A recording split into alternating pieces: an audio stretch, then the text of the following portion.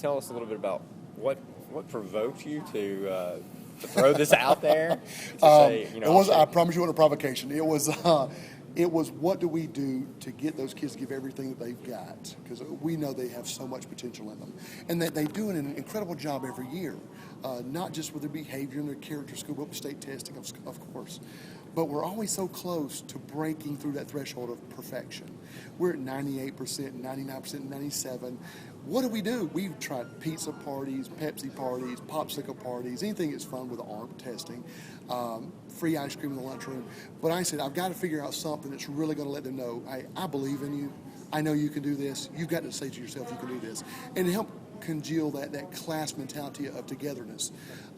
This became a common cause. There was one voice back there in every grade level, one voice. We are here. We're screaming out to everybody, we are here. And our test scores showed that this year. And they showed we are here.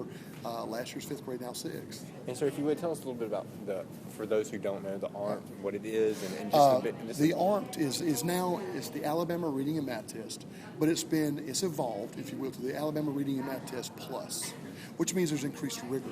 It's tougher, to be layman.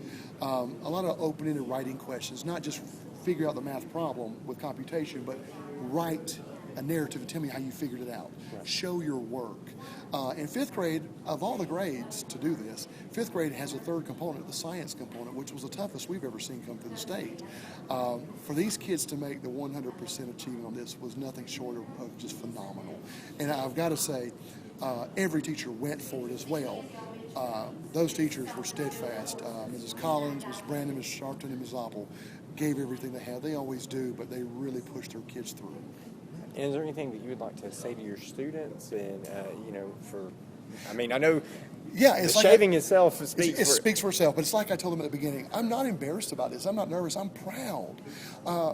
It's not every day that you get to say, "Wow, look what you did. I'm proud of you, and let me recognize your achievement in such a way." The conversations I just had with the television station students here the question was asked, "What do you do next year?" And I like the mentality. When we do it again. Yeah. You see, now what has happened is the expectation's been set, and they see the possibilities because it's been done. Right. So now what do we do? When, not if, when we do it next year. Fourth grade, now fifth, was 1 point away in math and reading. But they were 99 on both 99 sections. in reading, 99 in math. So now, what do you do, Mr. Wiggins, when we do it? One child's already said, next year we'll shave it all again and we'll paint on it. And they said, well, we'll vote Auburn or Alabama. Can't happen. But they really want to come up with something big. And I don't know what they're going to come up with, but students are the reason we're here. And if they come up with something that's outlandishly wonderful, and if I can make it happen, and they earn it, they won the prize. I want to make it happen for them. And I just want to double check. It was 119 students. Is that correct? Yes. And that were in fifth grade that are now in sixth grade. And like you said, fourth grade, 99% in both sections. Yes. So just barely. Barely. I mean, so close. And so you're looking for them to hit that 100%? Even more, they're looking. They're driving. I mean, I can't express to you, during testing, kids were walking around going, we are here, we're going to shave your head, you're going to be bald. They were motivated and focused on this. And I knew I was in trouble. I got to tell you, I knew I was in trouble when I was at the Coleman Barbershop.